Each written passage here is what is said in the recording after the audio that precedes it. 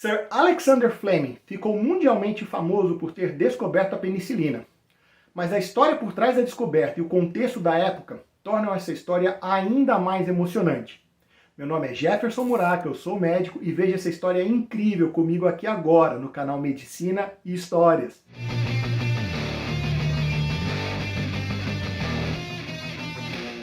Todos sabem que muitas descobertas na ciência foram realmente descobertas ao acaso. Mas o acaso, como diria Louis Pasteur, e eu prometo que vou fazer um vídeo só dele, favorece os espíritos preparados e não dispensa a observação. Alexander Fleming nasceu no dia 6 de agosto de 1881 em Lockfield, na Escócia. Ele era o sétimo de 8 filhos de um fazendeiro escocês e o terceiro de 4 filhos do segundo casamento do seu pai.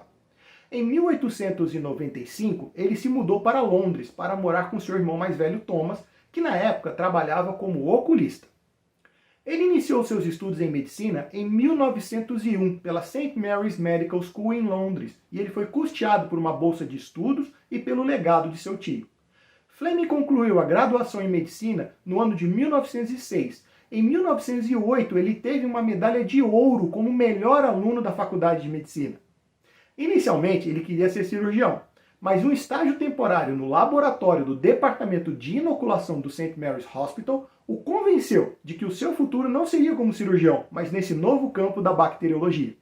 Ele começou as suas pesquisas com interesse na ação natural das bactérias no sangue e em substâncias antissépticas, ou seja, substâncias com possíveis ações contra bactérias e que não agredissem o corpo humano. Ele teve como tutor o Dr. Almroth Wright, um dos pioneiros no desenvolvimento de vacinas, sobretudo contra a febre tifoide, que é uma infecção causada pela bactéria Salmonella typhi. Entre 1909 e 1914, Fleming se estabeleceu em sua clínica privada como infectologista. Em 1915, ele se casou com Sarah Marion McElroy, uma enfermeira irlandesa, e teve um filho Robert em 1924, que também acabou se tornando médico. Alexander Fleming acabou se tornando professor da St. Mary Medical School em 1914, e nesse mesmo ano ele serviu na Primeira Guerra Mundial. Entre 1917 e 1918, ele escreveu um diário na guerra, onde ele detalha suas investigações sobre as infecções e ferimentos de guerra. A Primeira Guerra Mundial foi o primeiro evento onde mais pessoas morreram por ferimentos no campo de batalha do que por outras doenças. O tipo de projéteis utilizados na guerra também havia mudado de sua forma tradicionalmente arredondada para uma concha pontiaguda que, ao entrar no corpo do indivíduo, ele arrastava roupa, sujeira e detritos com ela.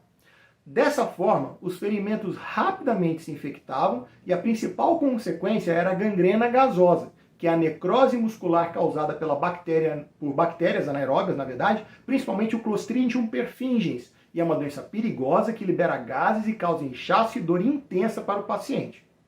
Almroth Wright e Fleming conduziram experimentos no andar superior de um cassino em Boulogne, na França. O exército esperava que os experimentos feitos por eles, por Fleming e Wright, poderiam evitar a morte de soldados. Os antissépticos foram utilizados desde 1860 para combate ao risco de infecção, mas em 1915, Wright e Fleming perceberam que não eram eficazes para os micro-organismos coletados no campo de batalha.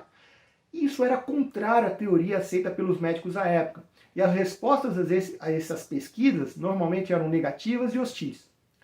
Fleming provou que os antissépticos tradicionais não teriam qualquer função na diminuição de uma ferida infectada, e ainda pior, eles causavam ainda mais dano. Através do experimento em pacientes com ferimentos na perna, mais precisamente na tíbia, Fleming provou que lavar a ferida com solução salina era mais eficaz do que usar os antissépticos tradicionais à época. Depois da guerra, Fleming retornou a Londres e foi promovido a diretor assistente do Departamento de Inoculação.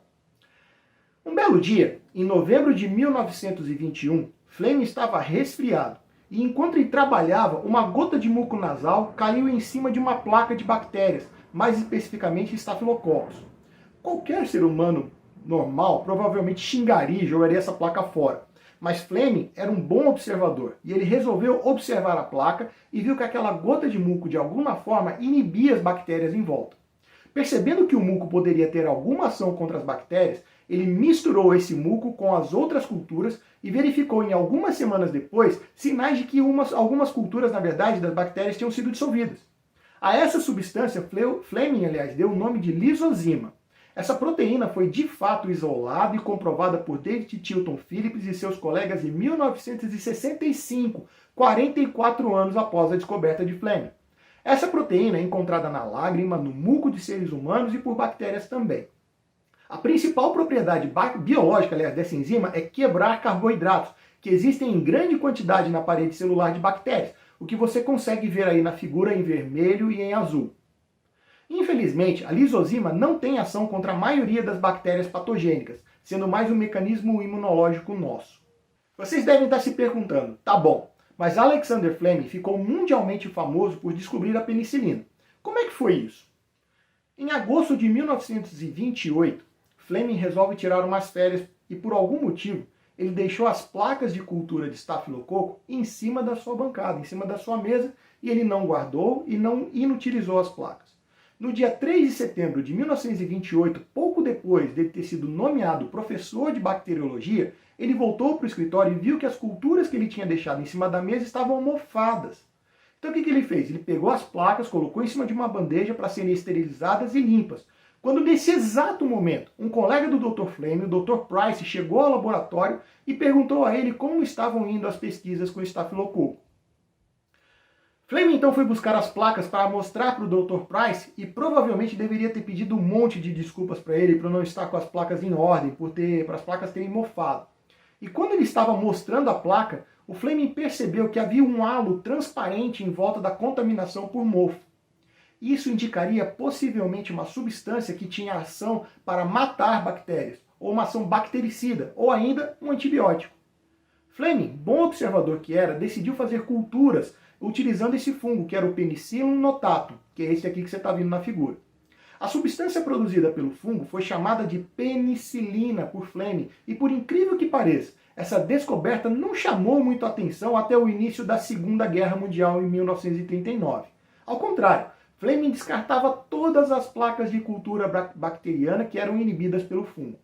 Apenas em 1940, Sir Harold Florey e Ernest Chain conseguiram produzir penicilina em escala industrial com fins terapêuticos.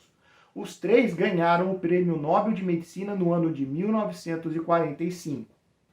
Um colega de Fleming, Harold Hare, tentou anos mais tarde repetir a descoberta da penicilina por diversas vezes, e ele não conseguiu.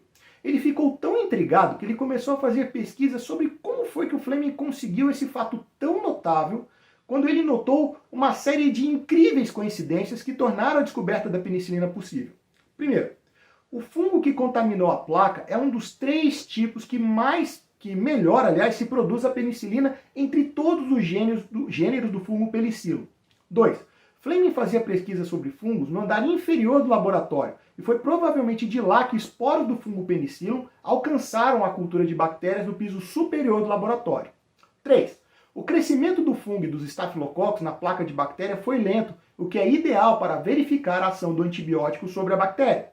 4. Apesar do mês de agosto ser verão na Inglaterra, naquele mês específico estava muito frio, o que proporcionou a condição climática ideal para o cultivo e crescimento lento do fungo na placa de bactérias. 5. A chegada do Dr. Price no laboratório de Fleming, exatamente antes que ele inutilizasse as placas, também foi fundamental para que ele reexaminasse e percebesse o halo transparente. Mas nada disso seria possível se Sir Alexander Fleming não tivesse esse senso de observação que lhe era muito peculiar. Na década de 40, ele visitou o Instituto Oswaldo Cruz aqui no Brasil, e em 1944 ele visitou a PUC de São Paulo, identificado com o número 12 aí na foto que você está vendo na tela. Sir Alexander Fleming morreu no dia 11 de março de 1955 em Londres, vítima de um infarto agudo do miocárdio. Ele foi enterrado como um herói nacional na Catedral de St. Paul e também em Londres. Eu não posso terminar esse vídeo deixando aqui a minha singela homenagem final e póstuma ao Dr. Geoffrey Marcondes de Rezende, um grande estudioso da história médica e uma das fontes principais que me baseei para fazer esse vídeo, que está no seu livro A Sombra do Plátano, um livro delicioso e fácil de ler, e vou deixar na descrição desse vídeo o link para esse livro fantástico. Prometo que ainda faço um vídeo sobre o Dr. Geoffrey. Se você gostou do vídeo, comente, clica no like, inscreva-se no canal, ative as notificações, compartilhe esse vídeo. Fique também ligado nas nossas redes sociais. Eu vou ficando por aqui, um grande abraço e até o próximo vídeo.